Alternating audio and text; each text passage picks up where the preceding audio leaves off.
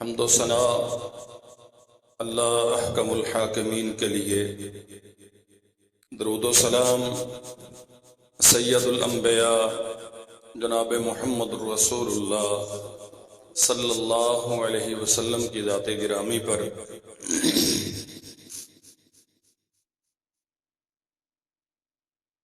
اللہ ذو الجلال والاکرام نے روئے زمین پر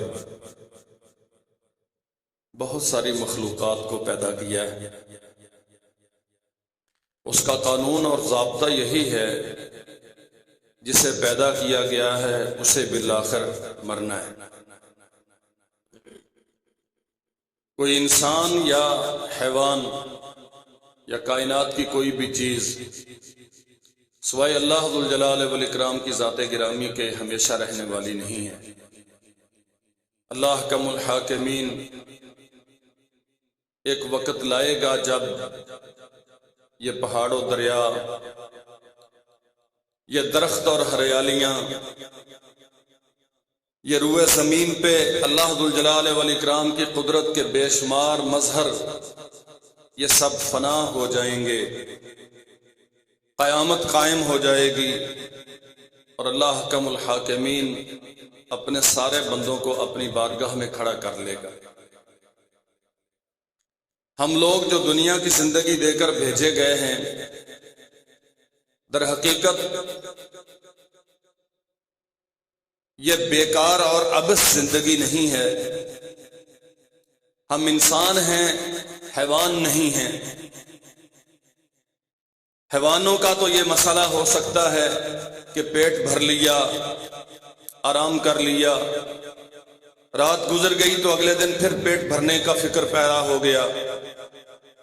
انسان حیوانوں سے منفرد اسی لیے ہے کہ اللہ ذو الجلال والاکرام نے انسانوں کو عقل و شعور سے نوازا ہے، فہم و فراست عطا کی ہے، اور پھر انسانوں کے لیے سزا اور جزا کا قانون باقاعدہ قائم کیا ہے۔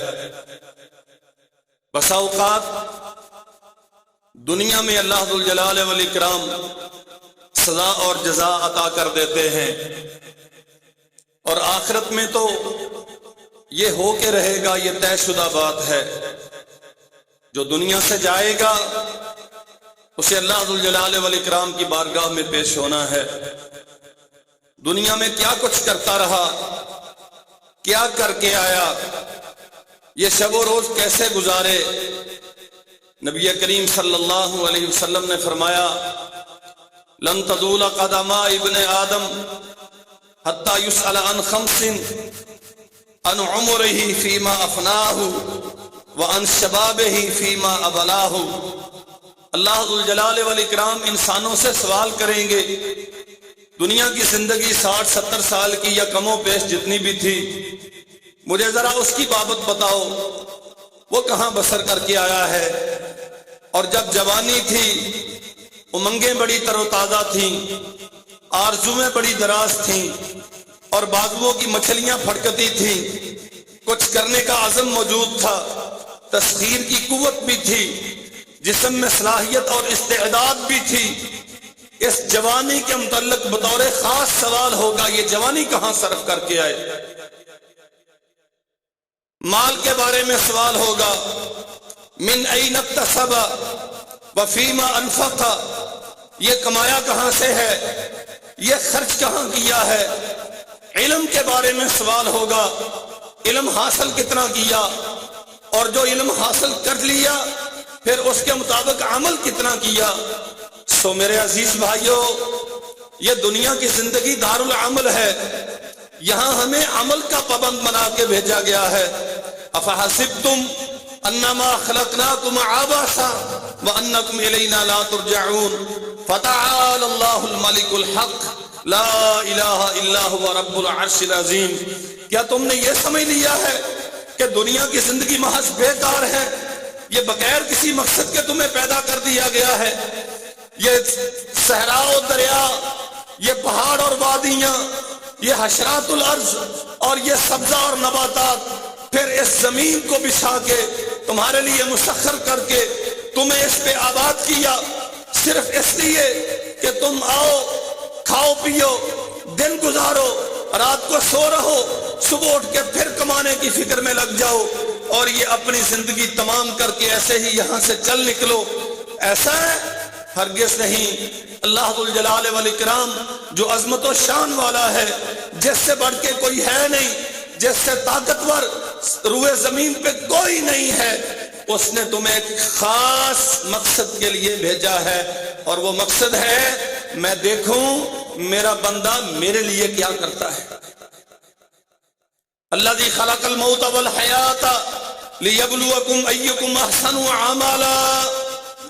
اللہ ذو الجلال والاکرام نے تمہیں زندگی اس لیے دی ہے، اور پھر موت کا پیغام، موت کی وعیدیں، موت کے وعدے، موت کی خبریں اس لیے دی ہیں، اور تیرے سامنے یہ جو نک جنازے اٹھتے ہیں، جن کی میت کو تو کندھا دیتا ہے، جن کی نماز جنازہ میں تو شریک ہو کے ان کے لیے دعائے مغفرت کرتا ہے، یہ اٹھنے والی میتیں، یہ جانے والے جنازے اور قبرستان میں بڑھنے والی یہ قبریں در حقیقت میرے تیرے لیے سبق ہیں کہ ایک دن مجھے بھی یہاں سے جانا ہے۔ اور اللہ ذو الجلال والاکرام نے یہ موت و حیات کا سلسلہ تو حسن عمل کے لیے قائم کیا تھا، یہ تو بندگی کے لیے قائم کیا تھا۔ مجھے اللہ کی بارگاہ میں جا کے اپنی اس گزری ہوئی زندگی کے متعلق حساب دینا۔ سیدنا امام حسن بصری رحمت اللہ علیہ بیان کرتے ہیں الدنیا ثلاثۃ ایام، لوگوں 60 سال کی زندگی ہے یا 70 سال کی، کتنا طویل العمر تو ہو گیا ہے؟ در حقیقت دنیا صرف 3 دن پر منحصر ہے، تیری دنیا کی زندگی صرف 3 دن کی ہے۔ فرمایا اما امسی فقط ذہب، جو گزری ہوئی زندگی ہے تو نے 40 سال گزار لیے یا 50 سال گزار لیے یا کم و بیش جتنی بھی زندگی تو نے گزار لی، فقط ذہب، وہ چلی گئی، وہ تیرے ہاتھ میں آنے والی نہیں ہے۔ اب تو پچھتا سکتا ہے اپنی بدعمالیوں پر، یا تو راحت پا سکتا ہے اس گزرے ہوئے وقت میں کیے ہوئے اعمال صالح پر، لیکن فقط ذہب، وہ چلی گئی، اس کے ساتھ اب تیرا کوئی تعلق نہیں ہے۔ وَأَمَّا غَدًا، اور جو آنے والا کل ہے، فَلَعَلَّكَ أَلَّا تُدْرِكَهُ، کون جانتا ہے کہ آنے والے کل میں کوئی دنیا میں ہوگا کہ نہیں ہوگا، وہ کل تجھے دیکھنا نصیب ہوگا کہ نہیں ہوگا۔ یہ جو لمبی چوڑی آرزویں اور امنگیں ہیں، یہ جو بہت طویل و عرض تیری منصوبہ بندیاں ہیں، یہ بہت وسیع و عریض جو تیری فکر ہے، میں یہ کروں گا، اس کے بعد وہ کروں گا، اس کے بعد پھر وہ کروں گا، فَلَعَلَّكَ أَلَّا تُدْرِكَهُ، تجھے کیا گارنٹی ہے کہ تو کل ہوگا، آنے والے دن کا سورج تیری زندگی میں طلوع ہوگا، یا اس طلوع آفتاب کے ساتھ تیرے اعلان ہو رہے ہوں گے فلاں بن فلاں باقاعدہ الہی فوت ہو گیا، اتنے بجے اس کی نماز جنازہ۔ جو وقت گزر گیا وہ بھی تیرا نہیں ہے، جو آنے والا ہے وہ بھی تیرا نہیں ہے۔ فَالْيَوْمُ لَكَ، تیرے لیے صرف آج ہے، یہ جس گھڑی میں تو سانس لے رہا ہے، جس دن میں تو جی رہا ہے، صرف یہی دن تیرا ہے۔ فَعَمَلْ فِيهِ، اس میں سوچ تو نے اللہ کی رضا کے لیے کتنا عمل کیا ہے، اس میں سوچ تو نے جنت پانے کے لیے کتنی محنت کی ہے، اس ایک دن کے متعلق غور کر، تو نے اللہ ذوالجلال والاکرام کے تقرب کے لیے، اس کی رضا کے لیے اور اس کے غصے کو ٹھنڈا کرنے کے لیے کتنے کام کیے ہیں۔ فَالْيَوْمُ لَكَ، جو وقت گزر گیا وہ تیرا نہیں رہا، جو آنے والا ہے اس کے آنے کی کوئی ضمانت نہیں ہے۔ فَالْيَوْمُ لَكَ، تیرے لیے صرف آج کا دن ہے۔ فَعَمَلْ فِي، اس میں اتنے عمل کر لے کہ تجھے پھر پچھتانا نہ پڑے، اللہ کی بارگاہ میں جا کے شرمندگی نہ ہو، قیامت کے دن تیرا میزان حسنات جھکا ہوا ہو نیکیوں کے ساتھ، وہ بے وزن نہ رہ جائے اور تیری برائیاں تیری حسنات پہ غلبہ نہ پالے۔ میرے عزیز بھائیوں، سچی بات یہ ہے ہمیں کثرت زر کی ہوس نے غافل کر دیا۔ الہاکم التکاثر حتی زرتم المقابر، مزید کی طلب نے، روپے پیسے کی کثرت کے لالچ نے، دنیا کی وسعت کی اس باطل امید نے اور کائنات کی تسخیر کے ان جھوٹے ارادوں نے ہمیں اتنا غافل کر دیا کہ ہم اپنی آج سے فائدہ نہیں اٹھاتے۔ ایک دن گزرتا ہے، آج گزرا ہوا کل بن جاتا ہے، اور میں پوری ذمہ داری کے ساتھ کہتا ہوں جس قسم کے ہمارے معمولات ہیں، الا ما رحم اللہ، اللہ ذوالجلال والاکرام نے جنہیں خاص توفیق سے نوازا ہے وہ تو مستثنا ہوں گے اس سے، وگرنہ ہمارے اکثریت اگر اپنے ماضی پہ غور کرے تو سوائے شرمندگی کے، سوائے ندامت کے، سوائے غلطیوں کے پہاڑوں کے، سوائے گناہوں کے انبار کے، ہمارے نامہ اعمال میں کچھ دکھائی نہیں دیتا۔ الہاکم التکاثر، کثرت زر کی ہوس نے تمہیں غافل کر رکھا ہے۔ حتی زرتم المقابر، احساس تب ہوگا جب تیری وفات کے اعلان ہو رہے ہوں گے، احساس تب ہوگا جب تیری سانس کا سلسلہ تیرے جسم سے منقطع ہو چکا ہوگا، تیری روح تیرے جسم کا ساتھ چھوڑ کے تجھ سے جدا ہو چکی ہوگی، احساس تب ہوگا جب تجھے اٹھا کے منو مٹی کے نیچے دفن کر دیا جائے۔ سیدنا انس بن مالک رضی اللہ عنہ بیان کرتے ہیں، نبی کریم صلی اللہ علیہ وسلم کا گزر ہوا، کچھ لوگ ہنسی مذاق میں، کھیل کود میں مصروف تھے، خوش گپیوں میں مگن تھے، ادھر ادھر کی باتیں کر کے ایک دوسرے کا ٹھٹھا اڑا رہے تھے۔ نبی کریم صلی اللہ علیہ وسلم نے فرمایا، اکثروا ذکر حازم لذات الموت، لوگو اکثروا ذکر حازم، کثرت کے ساتھ ذکر کرو اس چیز کا جو موت کی لذتوں کو چھین لے جانے والی ہے، الموت، اور وہ جو زندگی کی لذتوں کو تجھ سے چھین لے جانے والی ہے، اور وہ کثرت کے ساتھ ذکر کی جانے والی چیز موت ہے۔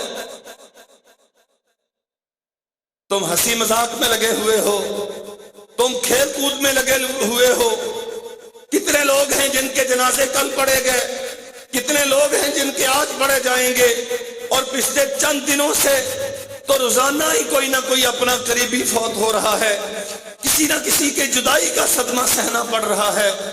اللہ کے نبی صلی اللہ علیہ وسلم فرماتے ہیں، کثرت کے ساتھ موت کا تذکرہ کیا کرو کہ یہ تمہیں دنیا کی لذتوں سے، دنیا کے کھیل و کود سے، اس زمین کے لہو و لعب سے بے پرواہ کر کے تمہیں اللہ ذوالجلال والاکرام کے تقرب کے لیے کوئی تیاری کرنے کے لیے تیار کرے۔ فَإِنَّهُ لَمْ يَذْكُرْهُ أَحَدٌ فِي ضِيقٍ مِنَ الْعَيْشِ إِلَّا وَسَّعَهُ عَلَيْهِ، فرمایا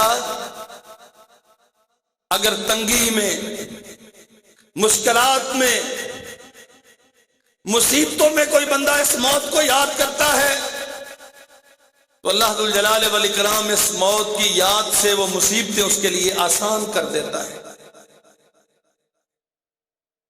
مومن آدمی ہمیشہ خیر کی تلاش میں رہتا ہے، کوئی مشکل آ گئی، کوئی مصیبت آ گئی تو ایماندار یہ سوچتا ہے کوئی نہیں، یہ مشکلات کتنی ہیں، آج نہیں تو کل ختم ہو جائیں گی، کل نہیں تو پرسوں ختم ہو جائیں گی۔ اگر دنیا کی زندگی میں ختم نہیں ہوں گی تو دنیا کی زندگی ختم ہو جائے گی، اور انشاءاللہ میں چونکہ ایمان پہ ہوں، میں چونکہ اللہ کی وحدانیت کے عقیدے پر ہوں، میں چونکہ رسول اللہ صلی اللہ علیہ وسلم کی اطاعت و فرما برداری میں ہوں، میں چونکہ جنت کا متلاشی ہوں، مصیبتیں پریشانیاں بھی اسی دین کی وجہ سے مجھ پہ آ رہی ہیں۔ تو جب یہ دنیا کا سلسلہ منقطع ہوگا، جب یہ سانس کا تنفس کا سلسلہ میرے جسم سے کاٹا جائے گا، اس کے بعد تو اللہ کی رحمتیں ہیں، اس کے بعد تو نعمتیں ہیں، اس کے بعد تو جنت ہے۔ فرمایا رسول اللہ صلی اللہ علیہ وسلم نے، اگر کوئی آدمی اسے مشکلات میں یاد کرتا ہے، موت کا ذکر مشکلات میں کرتا ہے، مشکلات اس کے لیے آسان ہو جاتی ہیں، اور اگر موت کا ذکر نعمتوں میں کرتا ہے تو نعمتیں اپنی حیثیت کھو بیٹھتی ہیں، پھر وہ آخرت کی فکر میں مصروف رہتا ہے۔ اللہ اکبر۔ سیدنا عبداللہ ابن عمر رضی اللہ عنہ بیان کرتے ہیں، نبی کریم صلی اللہ علیہ وسلم سے سوال کیا گیا، یا رسول اللہ ای المؤمنین افضل، اللہ کے رسول مومنوں میں سے سب سے افضل کون ہے؟ فرمایا جس کے اخلاق سب سے اچھے ہیں۔ احسنہم اخلاقا، جس کا رویہ، جس کا بیہیویئر، لوگوں کے ساتھ جس کے معاملات، جس کے رہنے سہنے کے انداز، جس کا طرز زندگی، سوچ و فکر کے جس کے سارے زاویے کتاب و سنت کے مطابق ہوں، اس کے معمولات اللہ کی شریعت کے تابع ہوں، جو جس قدر زیادہ اپنے رویے میں اچھا ہے، اللہ ذوالجلال والاکرام کے ہاں اسی قدر زیادہ ایمان میں بہتر ہوتا ہے۔ اور پھر سوال کیا گیا، اللہ کے نبی عقل مند کون ہے؟ یہ بات بہت سمجھنے کی ہے۔ کثرت کے ساتھ نمازیں پڑھنے والا، زیادہ ذکر کرنے والا، اللہ ذوالجلال والاکرام کی بندگی میں اپنے جسم کو تھکا دینے والا، کمزوروں کے، ضعیفوں کے، مسکینوں کے کام آنے والا، اللہ کی رضا کے لیے لوگوں کی مشکلات میں معاونت فراہم کرنے والا، اس لیے کہ میرا رب مجھ پہ راضی ہو جائے اور قیامت کے دن مجھے اللہ ذوالجلال والاکرام حشر کی شرمندگی سے، اس عذاب سے بچا لے۔ یہ ساری محنتیں اس لیے کرتا ہے کہ موت کی سختیوں سے اللہ ذوالجلال والاکرام مجھے بچا لے۔ فرمایا نبی کریم صلی اللہ علیہ وسلم نے، اکثرہم للموت ذکرا وَأَحْسَنَهُمْ لِمَا بَعْدَهُ، وہ بندہ جو کثرت کے ساتھ موت کو یاد رکھتا ہے اور موت کے بعد کے مراحل کے لیے اچھی تیاری کرتا ہے، اولئک الاقیاس، اولئک الاقیاس۔ اگر دنیا میں عقل کا میزان قائم کرنا چاہتے ہو تو لوگوں کے معاملات دیکھو، آخرت کی فکر کتنی ہے، آخرت کے لیے 24 گھنٹوں میں یہ کتنے کام کرتا ہے، دنیا کے لیے کتنا وقت دیتا ہے۔ اگر وہ دنیا کے لیے وقت زیادہ دے رہا ہے، روپے پیسے کی کثرت ہو سکتی ہے، عزت و شہرت اس کی بہت بڑی ہو سکتی ہے، اقتدار و اختیار اس کے پاس بے گناہ ہو سکتا ہے، نمود و نمائش اس کی بہت اعلیٰ ہو سکتی ہے، لیکن وہ عقل مند نہیں ہے۔ تیرا کاروبار زیادہ چلتا ہے، تیرے پاس مال و منال زیادہ ہے، تیرے پاس زر و جواہر کے انبار ہیں، دنیا میں تیرے نام کا سکہ چلتا ہے، تیرے پیغام دیے جاتے ہیں تو بڑے بڑے لوگ تیرے نام سے کانپنے لگ جاتے ہیں، اور فوری طور پہ وہ جو کی پوسٹوں پہ بیٹھنے والے افیسر ہیں تیری سفارش مان کے تیرے کام کر دیتے ہیں۔ تو اپنے آپ کو عقل مند سمجھتا ہے کہ میری گڈ ول بڑی اچھی ہے، میرا مقام بہت ہے دنیا میں۔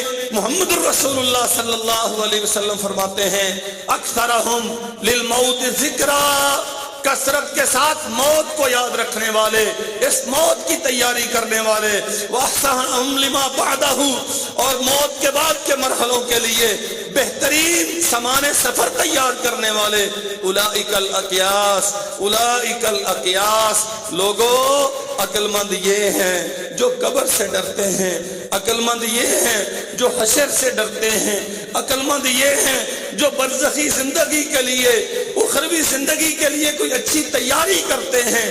عقل مند وہ ہیں جو موت کی سختیوں سے بچنے کے لیے اللہ ذوالجلال والاکرام کے سامنے روتے ہیں، جھکتے ہیں، سجدہ ریز ہوتے ہیں۔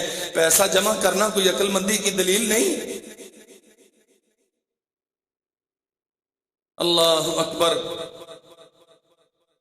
سیدنا امام الدقاق رحمت اللہ علیہ فرمایا کرتے تھے، لوگوں من اکثر ذکر الموت اکرم بثلاثۃ، جو کثرت کے ساتھ موت کو یاد رکھتا ہے اسے 3 فائدے ہوتے ہیں۔ اللہ ذوالجلال والاکرام اسے مہلتیں عطا کرتا ہے، 3 قسم کی عز و شرف سے نوازتا ہے اسے۔ اکرم بثلاثۃ اشیاء، 3 چیزوں میں اللہ اسے عزت دیتا ہے۔ وہ 3 چیزیں کیا ہیں؟ جو موت کو کثرت سے یاد رکھتا ہے، پہلی چیز فرمایا تعجیل التوبہ، وہ بندہ توبہ جلدی کرتا ہے، وہ کل کے انتظار میں، وہ آنے والے رمضان کی انتظار میں، جب عمرے پہ جائیں گے، حج پہ جائیں گے تب کرنا شروع کریں گے۔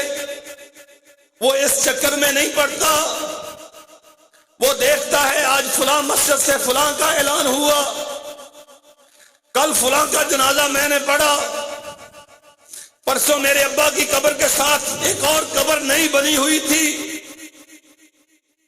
قبرستانوں میں جگہ کم پڑ رہی ہیں، کتنے گھر خالی ہو گئے، کتنے بزرگ اپنی اولادوں کو چھوڑ کے چلے گئے، کتنے بڑے اپنے بچوں کو بلکتا ہوا چھوڑ کے اس دنیا سے منہ موڑ گئے۔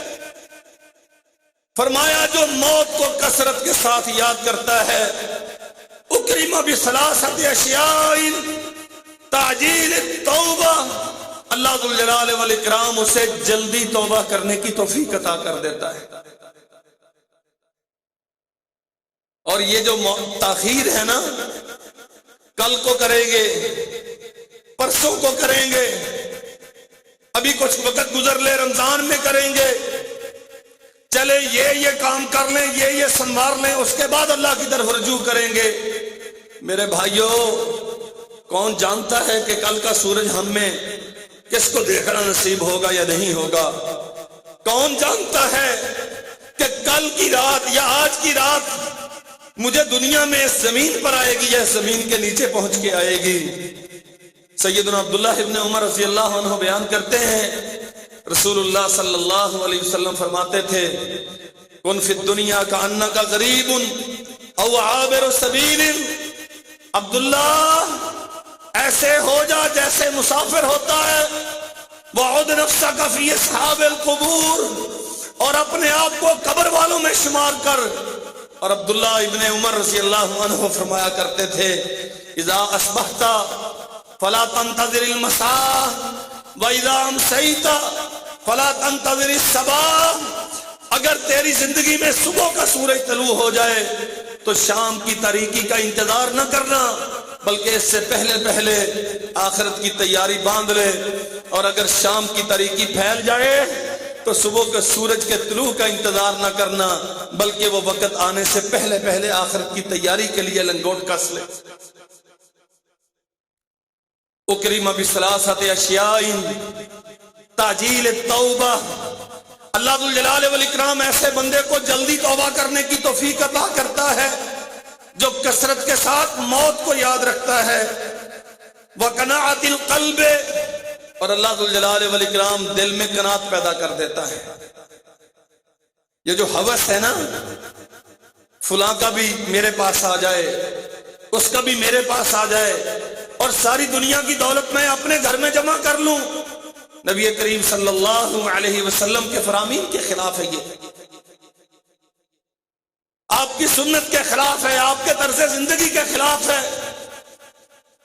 اللہ کے نبی تو آخرت کی فکر دلاتے تھے، دنیا جتنی ملنی ہے جو تیرے مقدر میں لکھ دی گئی وہ مل کے رہے گی، اسے کوئی تو اسے چھین نہیں سکتا، اور جو تجھے نہیں ملنے والی اسے کوئی تو تک پہنچا نہیں سکتا۔ میری تیری ذمہ داری موت کی فکر کرنا ہے۔ فرمایا حضرت الامام نے، جو موت کی کثرت کے ساتھ یاد رکھتا ہے، کثرت کے ساتھ موت کی فکر رکھتا ہے، اللہ ذوالجلال والاکرام اسے دوسرا فائدہ یہ دیتے ہیں، وقناعت القلب، اس کے دل کو قناعت سے بھر دیتے ہیں، یہ لالچ اور ہرس اس کے دل سے ختم ہو جاتی ہے۔ کون بندہ لالچ کرے گا جو سامنے کھودی جانے والی قبر کو دیکھ کے یہ سمجھتا ہے کہ یہ میرے لیے کھود رہی ہے، جو سمجھتا ہے کہ یہ جگہ میرے لیے ہے، مجھے آج شام کو یہاں آنا ہے، وہ کیوں کر زیادہ کی حرص میں اللہ ذوالجلال والاکرام سے غافل ہوگا۔ اور تیسری چیز فرمایا وَنِشَاطِ الْعِبَادَةِ، ایسا بندہ جو موت کو کثرت کے ساتھ یاد رکھتا ہے اسے پھر عبادت میں لذت آتی ہے۔ سوال پیدا ہوتا ہے نا، نماز میں دل نہیں لگتا، وسوسے بہت آتے ہیں، قرآن مجید پڑھنے میں دل نہیں لگتا، صرف چکرانے لگ جاتا ہے، تہجد کے لیے اٹھنے کی ہمت نہیں پڑتی، سردی بڑی ہوتی ہے، نفلی روزے نہیں رکھے جا سکتے، مصروفیت بہت ہوتی ہے۔ اور میرے بھائیوں، اگر کسی بندے کو یہ یقین ہونا کہ یہ پھل کھانے سے میری صحت کو بھی فائدہ ہوگا اور میرا ذائقہ بھی بہت بہتر ہو جائے گا، مجھے لذت بھی بڑی آئے گی، تو وہ بندہ کبھی ایسے پھل کو چھوڑنے والا لازمی کھائے گا، وہ مہنگا ملے تو بھی لے کے کھائے گا، میری صحت کو بھی اچھا ہے اور میری زبان کے ذائقے کے لیے بھی اچھا ہے۔ وَنِشَاطِ الْعِبَادَةِ، جب آپ کو عبادت میں لذت آنے لگ جائے، جب کھڑے کھڑے پاؤں سوج جائے لیکن اس کا احساس نہ ہو، جب اتنے لمبے سجدے کرو کہ تسبیحات کی گنتی بھول جائے، جب اتنے لمبے رکوع ہوں کہ یہ منٹوں سیکنڈوں کا کوئی حساب و کتاب رہے نا۔ نشاط العبادہ، جتنا سجدہ لمبا ہے اتنی لذت زیادہ ہے، جتنا روتا زیادہ ہے اسی قدر راحت زیادہ ملتی ہے، جتنا قیام لمبا کرتا ہے اسی قدر دل میں اطمینان زیادہ اترتا ہے، جس قدر اللہ ذوالجلال والاکرام کے سامنے جھکتا زیادہ ہے اسی قدر اس کی زندگی میں آرام اور راحت زیادہ پیدا ہوتی ہے۔ اللہ کی قسم، ایسا بندہ کبھی عبادت سے غافل نہیں رہے گا۔ ہم عبادات سے سستی اس لیے کرتے ہیں کہ عبادت میں لذت نہیں ہے، اور لذت اس لیے نہیں ہے کہ ہمیں موت کی فکر نہیں۔ نبی کریم صلی اللہ علیہ وسلم فرمایا کرتے تھے نا، صلو صلاۃ مودع،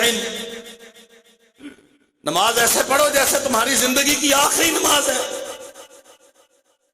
اگر میری اور آپ کی ہر نماز اس نیت کے ساتھ ہو کہ یہ میری زندگی کی آخری نماز ہے اور یہ سجدہ میری زندگی کا آخری سجدہ ہے، دیانتداری سے بتاؤ کبھی پھر نماز ختم کرنے کو اور سجدے سے سر اٹھانے کو ہمت پڑے گی؟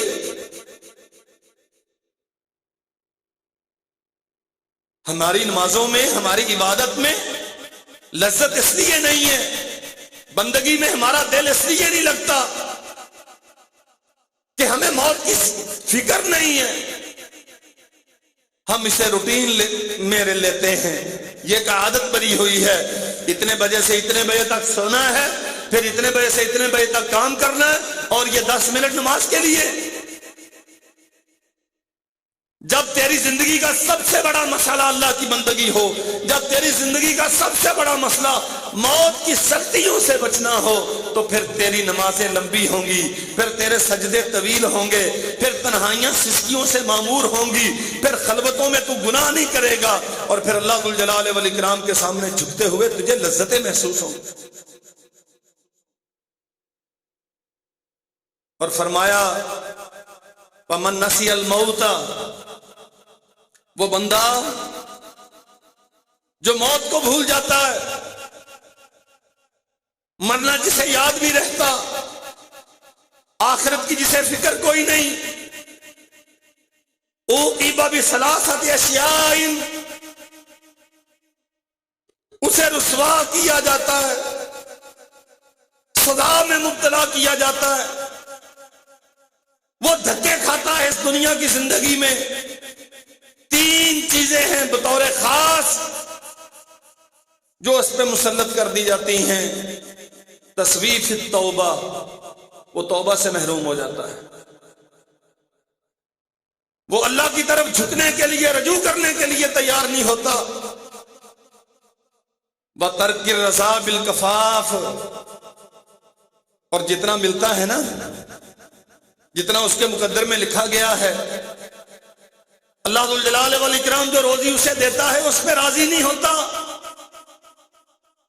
حسد کا شکار ہوتا ہے، جلتا کڑتا ہے، اپنے سے دولت مندوں کو دیکھ کے ان کے خلاف پھر کوئی ہیلے اختیار کرتا ہے، اور کچھ نہ کر سکے تو دل میں کڑن ضرور محسوس کرتا ہے کہ اس کے پاس یہ سب کچھ کیوں ہے۔ اور اللہ کی قسم جتنا تکلیف میں حسد کرنے والا بندہ ہوتا ہے نا، اتنا تکلیف میں اور کوئی نہیں ہوتا۔ ہر وقت جلنا، ہر وقت کڑنا، ہر وقت اذیت میں رہنا، حاسد کا دل جلتی ہوئی بھٹی کی طرح ہے جو ہمیشہ سلگتی رہتی ہے، اور جس کی دیواریں ہمیشہ گرم رہتی ہیں، جس میں سے ہمیشہ دھواں اٹھتا رہتا ہے، نہ وہ خود سکون سے رہتی ہے، نہ اس کے پاس بیٹھنے والا سکون سے رہتا ہے۔ حسد کرنے والا آدمی ہمیشہ اس بھٹی کی طرح جلتا رہتا ہے، اور جس محفل میں بیٹھے گا اسے بھی جلائے رکھتا ہے، کبھی اس کے خلاف بولے گا، کبھی اس کے خلاف بولے گا، کبھی اس کے خلاف بولے گا، نہ یہ خود سکون سے رہتا ہے، نہ اس کے گرد و نواح والے کبھی سکون سے رہتے ہیں۔ اللہ کے حضرت امام دکاک فرماتے ہیں، یہ بندہ توبہ سے غافل، دولت کنات کی دولت سے غافل اور محروم، والتکاسل فی العبادہ، عبادت کرتا ہے تو گھڑی کا ٹائم دیکھ کے کرتا ہے۔ فلاں مولوی صاحب تو 8 منٹ میں 4 رکعتیں پڑھا دیتے ہیں، اس مولوی نے 12 منٹ لگا دی۔ پھر وہ کیلکولیشن کرتا ہے سجدوں کی، اور پھر وہ نصیحتیں کرتا ہے آئمہ کو، سبحان ربی العالی 3 بار ہی کہا کرو، 5 بار نہ کہا کرو، دکان کھولنا ہوتی ہے جا کے۔ پھر وہ شور شرابہ شروع کر دیتا ہے، یار یہ کیسی نماز پڑھائی ہے، کل تو 10 منٹ میں ختم ہوگی تھی، آج 14 منٹ لگا دیے، اور 14 منٹ کو ایسے کہتا ہے جیسے 14 سال لگ گئے۔ والتکاسل فی العبادہ، کاہل، سست، غافل، نماز کی طرف آنے کی ہمت نہیں پڑتی، آ جاتا ہے تو کاہلی اور سستی کے ساتھ، اشتیاق کے ساتھ، وارفتگی کے ساتھ، محبت اور عقیدت کے ساتھ اللہ کی ملاقات سمجھ کے عبادت نہیں کرتا، بلکہ بوجھ سمجھ کے اس بوجھ کو اتارنے کے لیے آتا ہے۔ ہم محاسبہ کر لیں ذرا اپنا، کہاں کھڑے ہیں، ہمارا اس پلڑے میں وزن کتنا ہے، کیا عبادت میں جی لگتا ہے جیسے لگنا چاہیے؟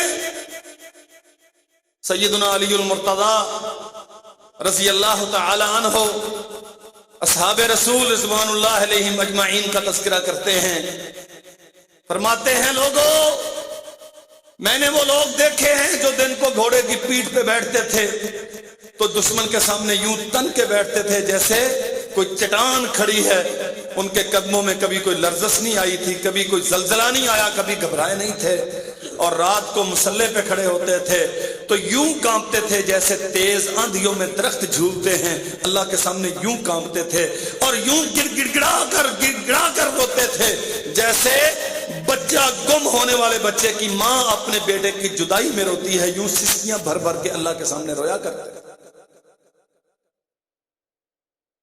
مومن کی زندگی کا معیار یہ ہے، اگر وہ دشمن کے سامنے ہے تو اس سے زیادہ جری اور غیرت مند اور کوئی نہیں، اور اگر وہ اللہ ذو الجلال والاکرام کے سامنے ہے تو اس سے زیادہ کمزور، عاجز اور منکسر اور کوئی نہیں۔ سچی بات یہ ہے، دشمن کے سامنے کھڑا ہونے کی ہمت نہیں ہے، اللہ کے سامنے جھکنے کو جی نہیں چاہتا، جھک جائیں، ہمارے اینگلز درست نہیں ہوتے، ہماری کیفیت عبادت والی نہیں بنتی، اگر سجدہ کر بھی لیں تو سجدے کی لذتیں حاصل نہیں ہوتی، کیوں نہیں ہوتی؟ ہمیں موت کا فکر کوئی نہیں ہے، ہمیں قبر کا ڈر کوئی نہیں ہے، وہ جو سختیاں آنے والی ہیں موت کے وقت ہمیں ان کا احساس کوئی نہیں ہے، اس لیے ہمارے سجدے بے کیف ہیں، اس لیے ہماری عبادت بے روح ہے۔ اللہ اکبر۔ سیدنا فضیل ابن عیاض رحمت اللہ علیہ بہت بڑے آدمی تھے، عابد، تقوی اور للہیت میں تاریخ اسلام میں ان کا ایک مقام ہے۔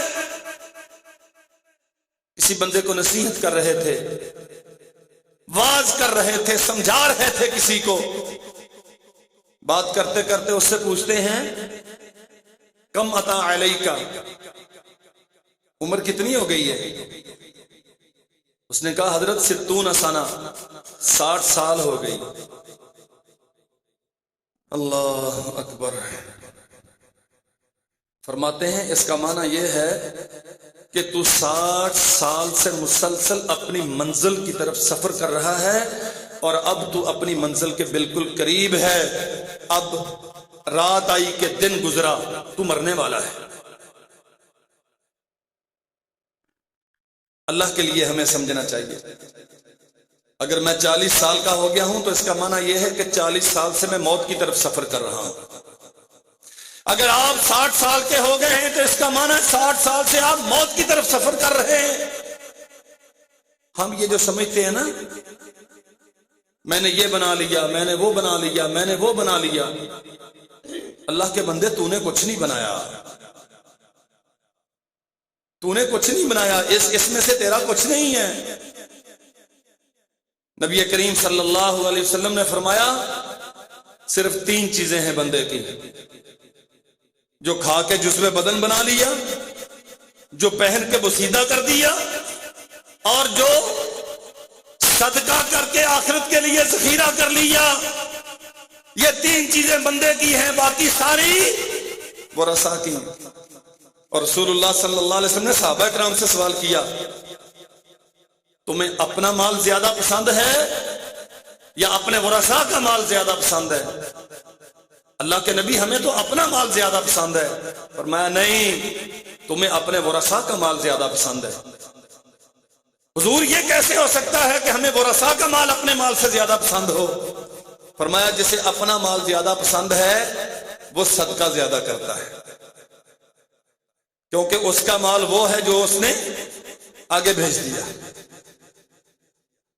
حدیث ہے سرور کونین صلی اللہ علیہ وسلم کی، فرمایا تمہارا اپنا مال وہ ہے جو تم نے آگے بھیج دیا، اور جو جمع کر کر کے رکھ رہے ہو نا، جس کے بچانے کی فکر ہے، ضائع ہونے سے ڈرتے ہو، برائٹ فیوچر بچوں کا، گھر بنا دوں، گاڑی لے کے دوں، 4 بچے ہیں تو 4 پلاٹ بنا دوں، کاروبار ہو، یہ ویل سیٹلڈ ہو، انہیں میرے بعد کوئی مسئلہ نہ ہو، جو اس فکر میں رہتا ہے، اللہ کے نبی فرماتے ہیں اس کا معنی یہ ہے کہ اسے اپنے مال سے زیادہ اپنے ورثاء کے مال کی فکر۔ اور اس سے بڑا بیوقوف کون ہے جو اپنے مال سے زیادہ دوسروں کے مال کی فکر کرتا ہے؟ کم عطا علیک، سیدنا فضیل ابن عیاض پوچھتے ہیں عمر کتنی ہو گئی؟ اس نے کہا حضرت 60 سال۔ فرمایا اس کا معنی یہ ہے کہ 60 سال سے تو سفر کر رہا ہے موت کی طرف، اور اب تیری زندگی کی شام ہونے والی ہے، 2 دن گزرے، 4 دن گزرے، تو مرنے والا ہے۔ اللہ اکبر۔ وہ بندہ کہتا ہے انا للہ و انا الیہ راجعون، حسرت کے ساتھ، افسوس کے ساتھ وہ یہ کلمہ پڑھتا ہے۔ سیدنا فضیل ابن عیاض رحمت اللہ علیہ پوچھتے ہیں تجھے معلوم ہے انا للہ و انا الیہ راجعون کا معنی کیا ہوتا ہے؟ ہم بھی پڑھتے ہیں نا، حاجی صاحب فوت ہو گئے، انا للہ و انا الیہ راجعون، چودھری صاحب قضائے الہی سے وفات پا گئے، رانا صاحب فوت ہو گئے، فلاں گیا، ہم کہتے ہیں انا للہ و انا الیہ راجعون۔ حضرت فضیل ابن عیاض اس بندے سے پوچھتے ہیں تو جانتا ہے اس انا للہ و انا الیہ راجعون کا معنی کیا ہے؟ فَلْيَعْلَمْ، اچھی طرح جان لے، أَنَّهُ مَوْقُوفٌ وَأَنَّهُ مَسْئُولٌ إِلَّا لِلَّهِ وَإِنَّا إِلَيْهِ رَاجِعُونَ کا معنی یہ ہے تیری زندگی ختم ہونے والی ہے اور تو اللہ ذوالجلال والاکرام کی بارگاہ میں کھڑا کیا جائے گا اور اس گزری ہوئی زندگی کے متعلق تجھ سے حساب و کتاب لیا جائے گا۔ اِنَّا لِلَّهِ کا معنی یہ ہے۔ وہ بندہ پریشان ہو اٹھا، کہنے لگا حضرت 60 سال تو گئے، وہ تو برباد ہو گئے، میں نے تو کبھی سوچا ہی نہیں تھا کہ میں موت کی طرف سفر کر رہا ہوں۔ یہ جو اسباب ہے نا، وہ نکلا جی، یہاں سے گیا ساہیوال میں جا کے اسے ہارٹ اٹیک ہو گیا۔ رسول اللہ صلی اللہ علیہ وسلم نے فرمایا اللہ ذوالجلال والاکرام نے جس بندے کی جہاں موت لکھی ہوئی ہوتی ہے اسے کسی نہ کسی بہانے سے وہاں پہنچا دیتا ہے اور وہاں ملک الموت اس کی روح قبض کر لیتا ہے۔ او بھائی، ساہیوال جانا، ملتان جانا، لاہور جانا، یہ تیرے لیے بہانہ تھا، اللہ نے سبب بنایا تھا، چونکہ تیری موت وہاں لکھی ہوئی تھی اسی لیے تجھے وہاں بھیجا گیا۔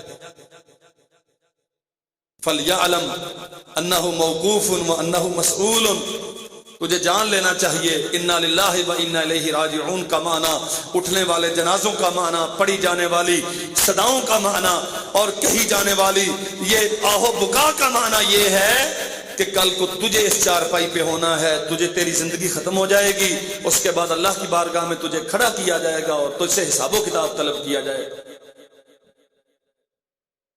اللہ اکبر۔ وہ بندہ کہتا ہے حضرت 60 سال تو ضائع کر بیٹھا ہوں، فَمَلْ حِیلَ، اب کیا کر سکتا ہوں، منزل کے اتنا قریب ہوں، کوئی سامان سفر میرے ساتھ پاس نہیں۔ وہ سمجھنے والے لوگ تھے، انہیں لمبے لمبے خطابوں کی اور پوری پوری رات کے جلسوں کی حاجت نہیں تھی، وہ تھوڑا ایسے زیادہ سمجھتے تھے، سمجھنے والے لوگ تھے۔ حضرت فَمَلْ حِیلَ، اب کیا کر سکتا ہوں، اس منزل پہ پہنچنے کے لیے سامان سفر تو نہیں اکٹھا کر سکا، میرے پاس تو سواری کے لیے کرایہ بھی نہیں ہے، میرے پاس تو اللہ کی بارگاہ میں حاضر ہونے کے لیے میرے توشہ دان میں کوئی چیز نہیں ہے، میں اب کیا کروں؟ فرمایا یسیر، بہت آسان کام ہے۔ سیدنا فضیل ابن عیاض فرماتے ہیں یسیر، بہت آسان کام ہے، دوبارہ 60 سال پیچھے نہیں جانا پڑے گا، سفر پھر 0 پوائنٹ سے شروع نہیں کرنا ہوگا، یہیں سے آگے چلتا جا، بس طرز زندگی بدل لے۔ حضرت کیا کروں؟ فرمایا تحسن فیما بقیہ یغفر لک ما مضی، جو آج کے بعد کی زندگی ہے نا، جو اب اس وقت سے بعد کی زندگی ہے، اس میں نیکیاں کرنے لگ جا، اللہ ذوالجلال والاکرام گزرے ہوئے 60 سال کے گناہوں کو نیکیوں میں بدل دے گا۔ یغفر لک ما مضی، جو پیچھے گزر چکا ہے اللہ سارا معاف کر دے گا، اور قرآن کہتا ہے الا من تاب وآمن وعمل عملا صالحا فاولئک یبدل اللہ سیئاتہم حسنات۔ چلتا جا چلتا جا چلتا جا، یہاں آ گیا، اب احساس ہو گیا ہے تجھے کہ میں تو غلط طرف جا رہا ہوں، میرا تو سفر اچھا نہیں ہے، یہ رستہ درست نہیں ہے، وہیں سے صراط مستقیم تلاش کر کے اس پہ گامزن ہو جا، توبہ کر لے سچے دل سے اللہ سے، اللہ 60 سال برباد کر دیے تیری نافرمانیوں میں، احساس نہیں ہوا، اب سچے دل سے توبہ کرتا ہوں، اب ویسے کروں گا جیسے تو چاہے گا۔ اللہ فرماتے ہیں میرے بندے جا، تیری 60 سال کی ساری برائیوں کو ہم نیکیوں میں تبدیل کر دیں۔ فرمایا تحسن فیما بقیہ، جو باقی زندگی ہے اس میں اچھائیاں کر، نیکیاں کر، اسے رسول اللہ کے فرامین کے مطابق گزار۔ یغفر لک ما مضی، جو گزری ہوئی زندگی کے گناہ ہیں اللہ سارے معاف کر دے گا۔ فإنک إن أسأت فیما بقیہ، اور اگر آنے والے ماہ و سال بھی گزرے ہوئے ماہ و سال کی طرح ہوئے، 60 سال تو گزار چکا ہے، اگر باقی 5-10 سال اگر اللہ تجھے مہلت دے دے، وہ تیرا وقت بھی انہی گزرے ہوئے 60 سالوں کی طرح کا ہوا۔ فرمایا اخستہ بما مضى وما بقی، پھر پچھلے 60 سالوں کے گناہ بھی اور آنے والی زندگی کی بدعمالیاں بھی ایک ایک کے بدلے میں پکڑا جائے گا، اور اللہ ذوالجلال والاکرام کی پکڑ بڑی شدید ہے۔ اللہ اکبر۔ قرآن کہتا ہے نا اولم نعمرکم ما یتذکر فیہ من تذکر وجاءکم النذیر، کیا ہم نے تمہیں اتنی زندگی نہیں دی تھی؟ اگر تم نصیحت حاصل کرتے تو کر سکتے تھے، اگر نصیحت حاصل کرنا چاہتے تو کر سکتے تھے، تمہارے پاس آئے تھے وجاءکم النذیر، علماء، خطباء، واعظین، ان سے پہلے انبیاء علیہ السلام آئے تھے تمہیں قیامت سے ڈرانے کے لیے، آئے تھے تمہیں موت کی سختیوں سے ڈرانے کے لیے، وہ موت کی وعیدیں تمہیں سناتے رہے۔ اولم نعمرکم ما یتذکر فیہ من تذکر، ہم نے 60 سال تجھے دیے، 50 سال تجھے دیے، اگر ان میں تو چاہتا تو تیرے لیے نیکیوں کے بڑے مواقع تھے۔ نبی رحمت صلی اللہ علیہ وسلم نے فرمایا اعذر اللہ لامرئ اخر اجلہ حتی بلغہ 60 سنہ، اس بندے کے لیے کوئی عذر اور جواز نہیں ہے، وہ کوئی دلیل اپنے بچاؤ کی پیش نہیں کر سکے گا، جسے اللہ ذوالجلال والاکرام نے 60 سال کی زندگی عطا کی لیکن وہ اتنے عمل نہیں کر سکا کہ وہ جنت کا مالک بن جائے۔ جو 60 سال کی عمر کو پہنچ گیا اس کے پاس کوئی باقی عذر نہیں ہوگا۔ بہت سارے میرے بزرگ ہیں 60 سال کو، اور یاد رکھو میرے بھائیوں، اس کا یہ معنی نہیں ہے کہ جو 60 سال سے کم ہیں انہیں اجازت ہے جو جی چاہے کرتے رہیں۔ سن شعور کو پہنچنے کے بعد تیری زندگی کا گزرنے والا ہر دن اللہ کی شریعت کے مطابق ہونا چاہیے، اس کی اطاعت کے مطابق ہونا چاہیے، اس کی فرما برداری کے مطابق ہونا چاہیے۔ اگر تو اس کی اطاعت نہیں کرتا، رسول اللہ کا اتباع نہیں کرتا، تو تیری زندگی کا، شعوری زندگی کا ایک دن بھی تیرے لیے وبال ہے، اور اگر تو اس کی فرما برداری کرتا ہے تو تیرے شعور کی زندگی کا ایک دن بھی انشاءاللہ تجھے جنت میں لے جانے والا ہے۔ اللہ اکبر۔ یا ایھا الذین آمنوا اتقوا اللہ وَلْتَنْظُرْ نَفْسٌ مَا قَدَّمَتْ لِغَدٍ، اللہ قرآن میں کہتے ہیں ایمان والو اللہ سے ڈرو اور یہ سوچو آنے والے کل کے لیے کیا کیا ہے۔ یہ جو بدل بدل کے موسم آتے ہیں، کبھی راتیں طویل ہو گئیں، دن چھوٹے ہو گئے، اللہ موقع دیتا ہے میرے بندے رات کو اٹھ کے میرے سامنے کھڑا ہوا کر، اتنے لمبے رات میں ساری رات سو کے تو کیا کرے گا، اٹھ کے میرے سامنے رویا کر۔ اور محمد رسول اللہ صلی اللہ علیہ وسلم فرماتے ہیں من خاف ادلج ومن ادلج بلغ المنزل، جو موت سے ڈرتا ہے نا وہ صبح دم تیاری کرتا ہے۔ من خاف ادلج، رات کی تاریکیوں میں اٹھتا ہے۔ جس کا سفر لمبا ہوتا ہے، منزل دور ہوتی ہے، سفر پر آشوب ہوتے ہیں، وہ سامان سفر زیادہ تیار کرتا ہے۔ ادلج، وہ رات کو جلدی اٹھتا ہے۔ معلوم ہے نا، میں نے صبح کورٹ میں جانا ہے، 8 بجے کورٹ اوپن ہو جاتی ہے، وہاں میری پیشی ہے، وہ کیا کرے گا؟ یہاں سے آپ نے ملتان ہائی کورٹ میں پیش ہونا ہے تو کیا کرو گے؟ صبح 8 بجے پیش ہونا ہے، ہم رات کے پچھلے پہر 4 بجے اٹھیں گے، جلدی جلدی تیاری کریں گے، کیس کے متعلقہ سارے کاغذات فائل مکمل کریں گے، اور کسی اچھی گاڑی کا انتخاب کر کے کوشش ہوتی ہے 7:30 بجے ہمیں کورٹ میں ہونا چاہیے، ایسا نہ ہو کہ لیٹ ہو جائیں، غیر حاضری لگے اور کیس ہمارے خلاف ہو جائے۔ یہ سفر بڑا طویل ہے، منزل بڑی کٹھن ہے، اور آگے فیصلہ کرنے والا جج بڑا منصف ہے. لا تقبل منها شفاعت ولا يؤخذ منها ولا تؤخذ منها عدل ولا يؤخذ منها عدل. وہاں سفارشیں نہیں چلتی، وہاں رشوت نہیں لی جاتی، وہاں کسی کی پرسنالٹی کو دیکھ کے، کسی کے اسٹیٹس کو دیکھ کے، کسی کی حیثیت شخصیت کو دیکھ کے فیصلے نہیں ہوتے. وہاں تو جو کچھ تیرے نامہ اعمال میں ہوگا اس کے مطابق پورا پورا انصاف کیا جائے گا. اگر تو اس کے چہری میں پیش ہونے کے لیے تیار ہے تو پھر پچھلی رات اٹھا کر من خاف ادلا جا، پچھلی رات اٹھ کے تیاری کر. کہیں ایسا نہ ہو کہ عدالت کا وقت گزر جائے اور تجھے غیر حاضر قرار دے کے کیس تیرے خلاف کر دیا جائے، تیرے خلاف ڈگری کر دیا جائے. من ادلا جا بلغ المنزلہ. جو راتوں کو جاگنے والے، جن کے پہلو بستروں پہ نہیں ٹکتے،